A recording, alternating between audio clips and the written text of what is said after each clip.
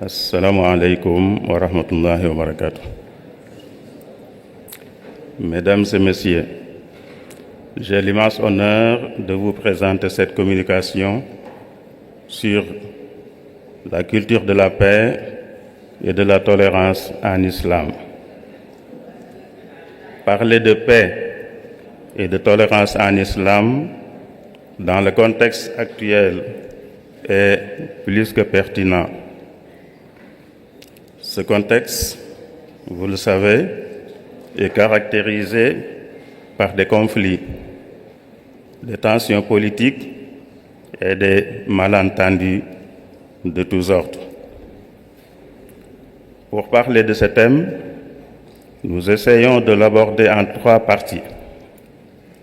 Premièrement, les bases de la paix et de la tolérance dans les textes fondamentaux de l'islam.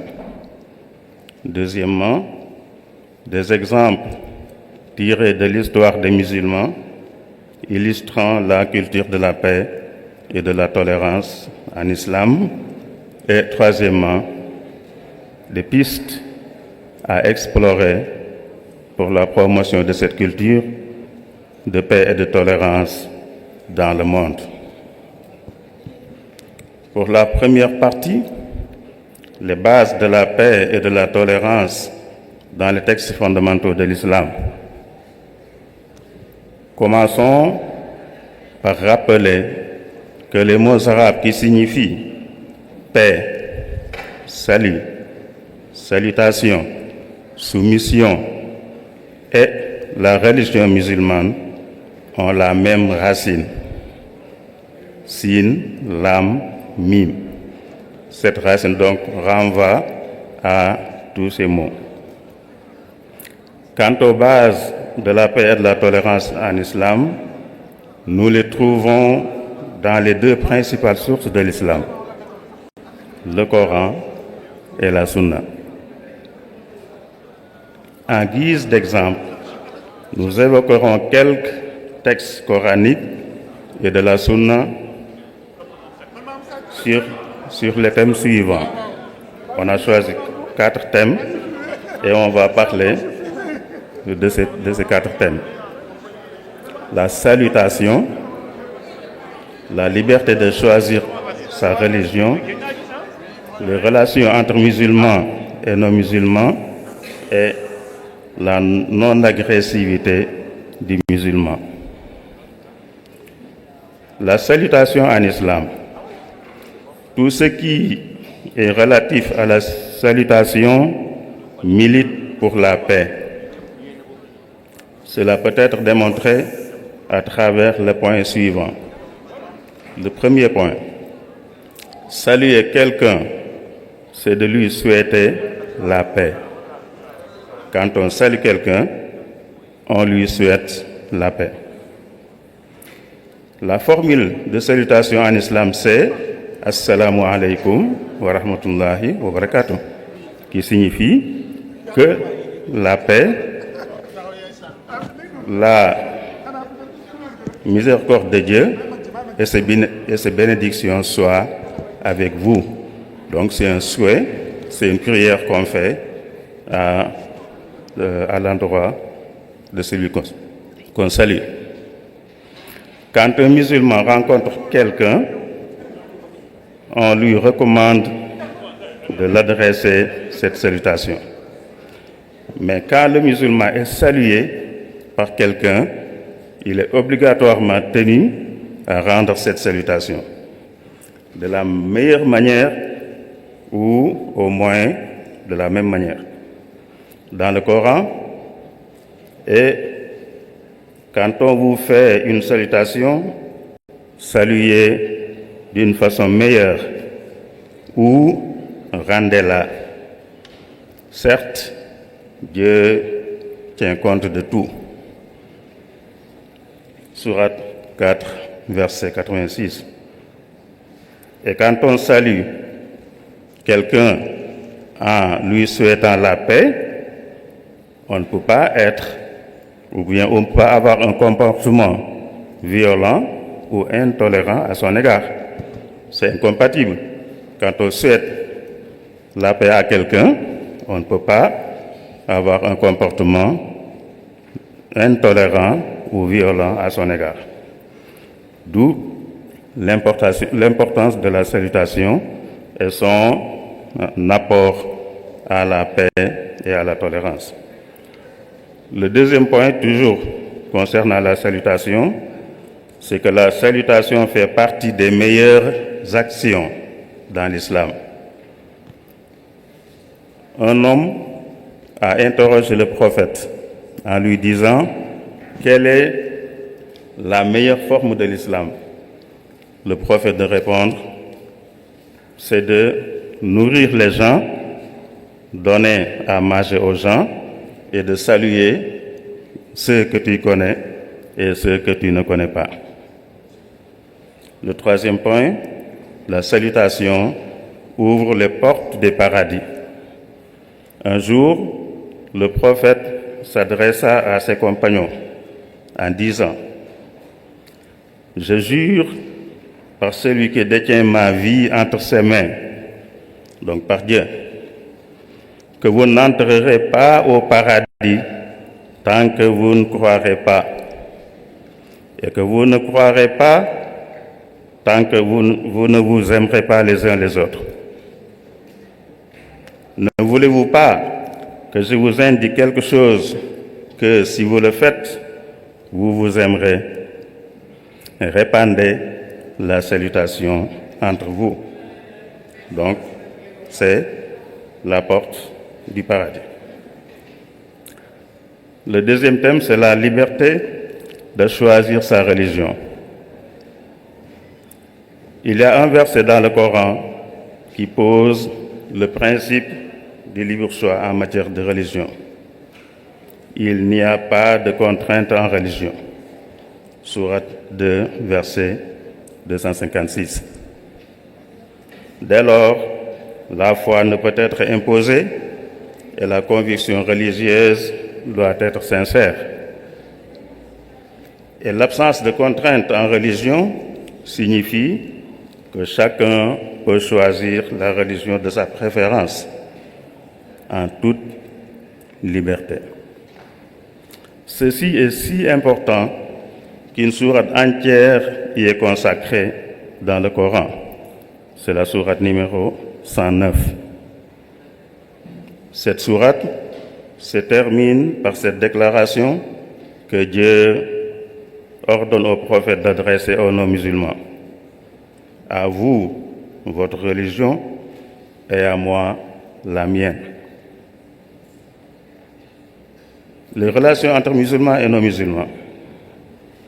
Les musulmans doivent avoir de bonnes relations avec les non-musulmans, si ceux-ci ne leur portent pas préjudice.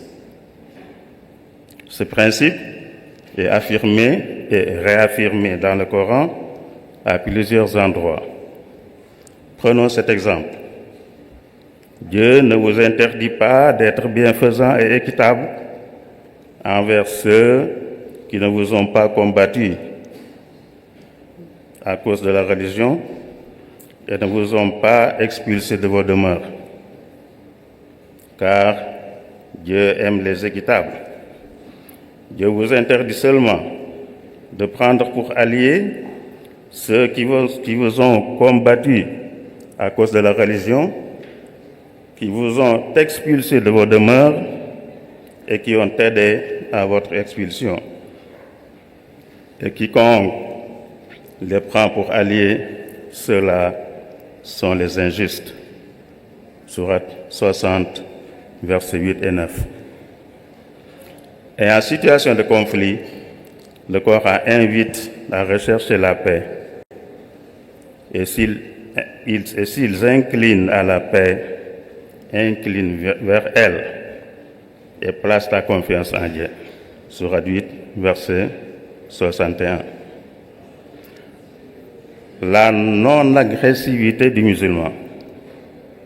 Le musulman ne peut pas être agressif. Pour montrer la non-agressivité du musulman, le prophète, paix et salut sur lui, dit: le vrai musulman est celui dont les musulmans sont à l'abri de sa main et de sa langue, c'est-à-dire de tout mal provenant de ses paroles ou de ses actes. À côté de ce texte, d'innombrables faits tirés de l'histoire de l'islam réaffirment cette réalité. Donc c'est la deuxième partie des faits historiques illustrant la paix et la tolérance dans l'islam. Au-delà des textes, l'histoire de l'islam, dans ses différentes époques, regorge d'exemples concrets de tolérance et de coexistence pacifique. Il suffit ici de donner quelques exemples de la vie du prophète et de quelques autres dirigeants musulmans. Le premier exemple, c'est le pacte de Médine. Le prophète, paix et salut sur lui, a établi dès son installation à Médine en 622 la fameuse constitution de Médine, qui définit les relations entre les habitants de la cité, musulmans, juifs et païens. Dans ce pacte, nous pouvons notamment relever ces passages. Quiconque parmi les juifs qui sont avec nous bénéficie du secours et de l'égalité sans être lésé ou opprimé. Les Juifs de Banu Aouf forment une communauté avec les croyants. Ils ont leur religion et les musulmans la leur, ainsi que leurs alliés, à condition qu'il n'y ait ni injustice ni péché. Celui qui commet un acte injuste n'engage que lui-même et les membres de sa famille. Les Juifs assument leurs dépenses et les musulmans les leurs. Ils s'entraident contre quiconque s'attaque aux signataires de ce pacte. Il y aura entre eux conseil, entraide et bienveillance. Le deuxième exemple, c'est le traité de Al-Hudaybiyah. En l'an 628, le prophète a voulu faire la Umrah, le petit pèlerinage, avec ses compagnons. Ils se sont préparés et se sont dirigés vers la Mecque. Mais arrivés à Al-Hudaybiyah, à quelques encablures de la Mecque, ils sont confrontés à l'opposition des Quraysh, les habitants de la Mecque. Après de longs pourparlers, les deux parties se sont accordées à ce qui est devenu le traité de Al-Hudaybiyah. Un traité qui était d'une façon flagrante, qui était défavorable aux musulmans, si bien que les compagnons du prophète l'ont accepté avec difficulté. C'est seulement pour préserver la paix que le prophète a accepté de signer ce traité injuste. Troisième exemple, le pardon du prophète lors de la conquête de la Mecque. Nous le savons, pendant plus de 10 ans à la Mecque, le prophète et ses compagnons ont subi toutes sortes de persécutions, au point d'émigrer vers Médine, laissant derrière eux tous leurs biens. Les habitants de la Mecque, les Quraysh, continuèrent par tous les moyens à commettre leurs injustices à l'égard des musulmans établis à Médine. En l'an 630, le rapport de force étant inversé, le prophète, paix et salut sur lui, réunit lors de la conquête de la Mecque les dignitaires et leur demanda: Qu'attendez-vous de moi? Tu es un bon parent, fils d'un bon parent, ont-ils répondu. Et le prophète de dire, allez, vous êtes libres. Donc il a pardonné à tout le monde, malgré tout ce qu'il a subi avec ses compagnons. Le quatrième exemple, c'est l'autorisation donnée par le prophète à des chrétiens de prier dans sa mosquée.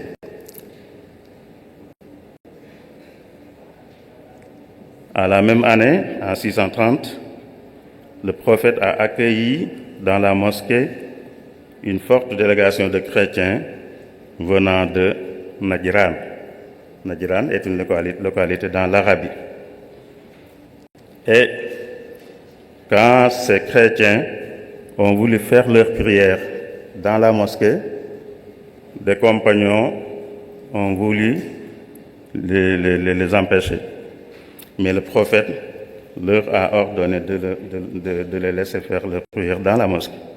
Ça, c'est une marque très forte de tolérance. L'attitude des dirigeants musulmans à l'égard des habitants des pays qu'ils ont conquis.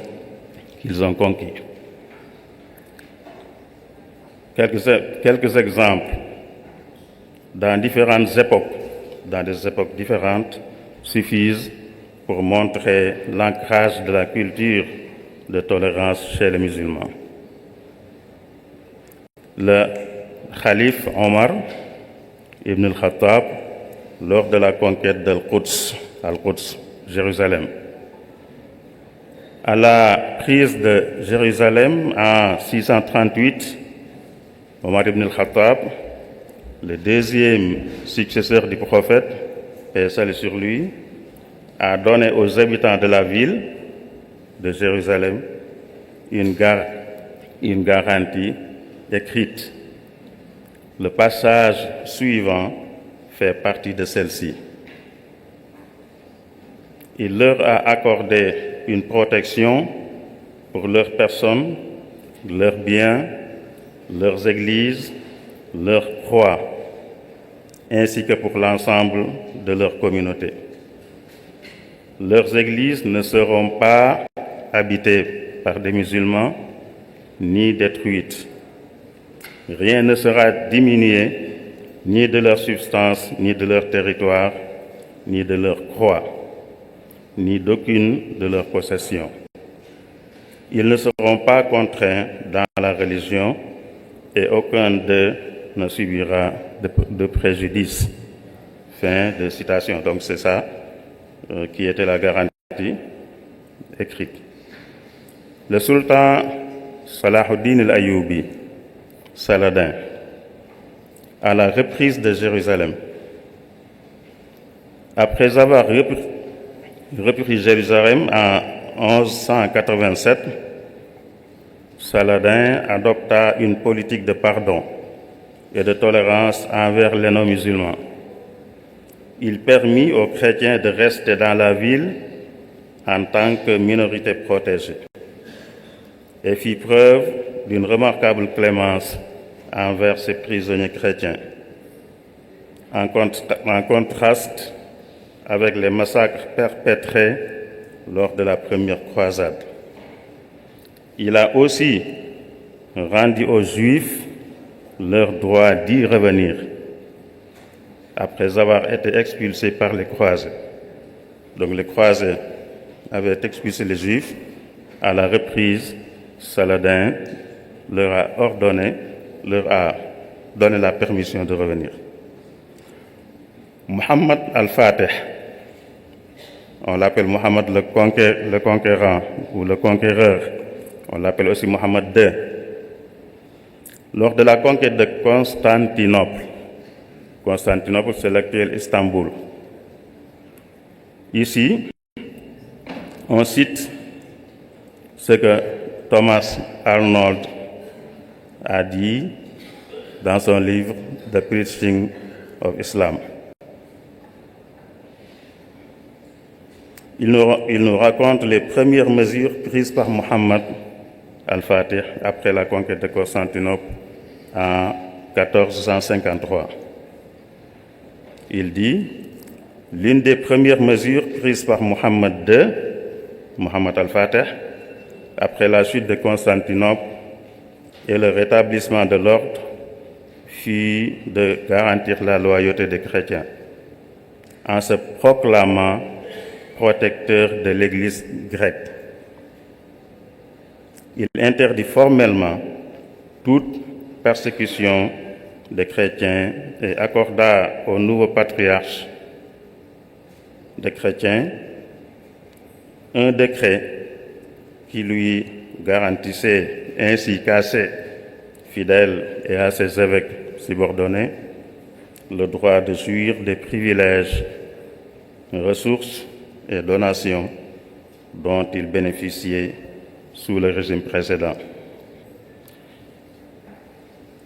Cher Ahmadou Bamba et son pardon aux autorités coloniales françaises.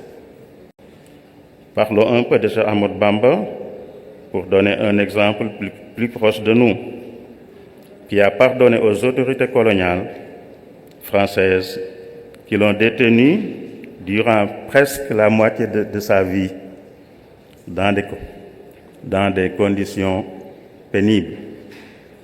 Pourtant, le rapport de force n'était pas en sa défaveur, à en croire le témoignage de l'éminent Qadi Madiakhaté Kala, qui dit, en parlant des Mourides: je jure par Dieu que si leur guide les conduisait pour chasser les ennemis du terroir, ils auraient secoué la terre.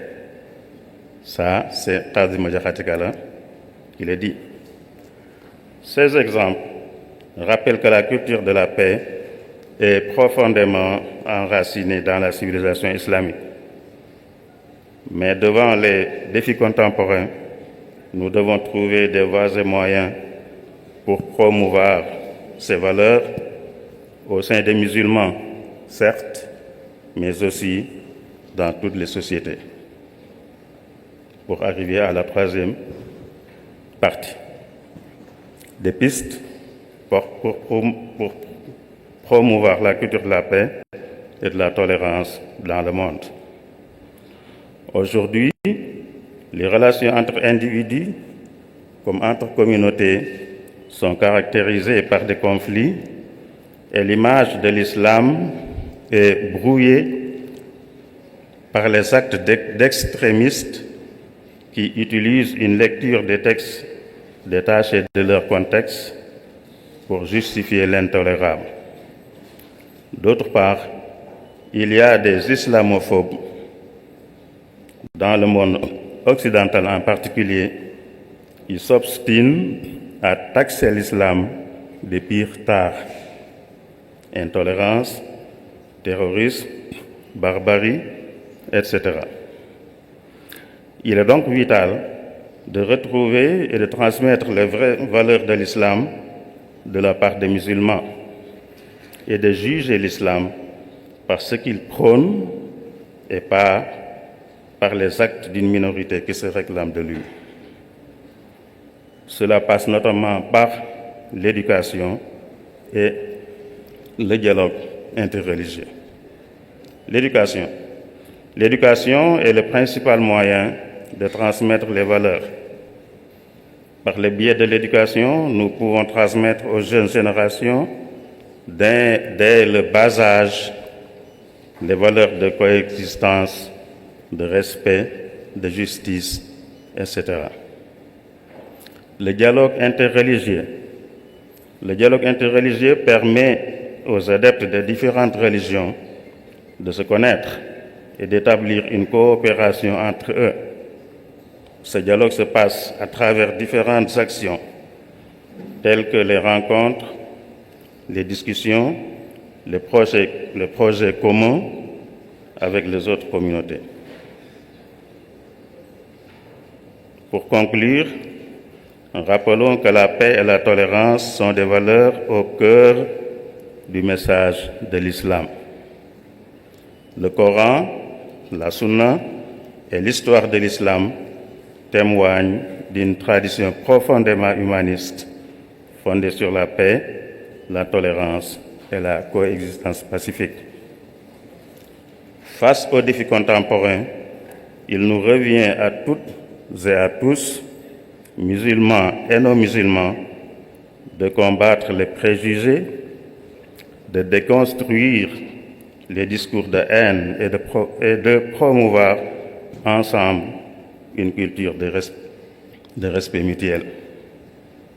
Puisse Dieu nous aider à travers l'éducation, le dialogue et la foi sincère à être les artisans d'un monde plus fraternel et plus paisible.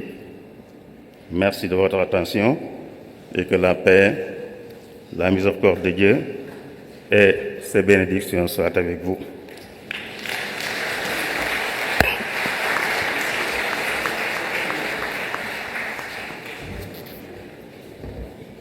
Un grand merci à Serigne Cheikhouna Abdoul Wadoud pour cette belle conférence, parfaitement documentée comme il sait si bien le faire. Et je peux vous garantir qu'on ne pouvait pas trouver mieux que lui pour faire cette conférence, tellement il est bien à cheval sur les sciences islamiques, les sciences religieuses, sur la science coranique et la tradition prophétique. Donc l'islam est une religion de partage, une religion de promotion de la paix, contrairement à ce qu'on nous essaie de nous montrer d'habitude, à ce qu'on essaie de nous faire croire.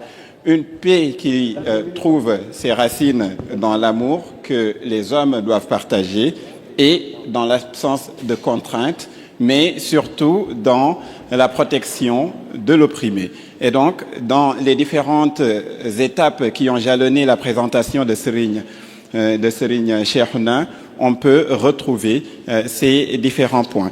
Sans transition, nous allons donc passer à la présentation suivante qui sera celle du professeur Mohamed Galaye Ndiaye. La présentation du professeur Souleymane Bachir Diagne suivra tout de suite après, puisque partir du soufisme pour aller vers Cheikh Ahmadou Bamba ou partir de Cheikh Ahmadou Bamba pour aller vers le soufisme, eh bien ça revient du pareil au même. Donc Serigne Galaye Ndiaye va intervenir tout de suite et par la suite nous diffuserons la présentation du professeur Souleymane Bachir Diagne. Je rappelle assez rapidement que le professeur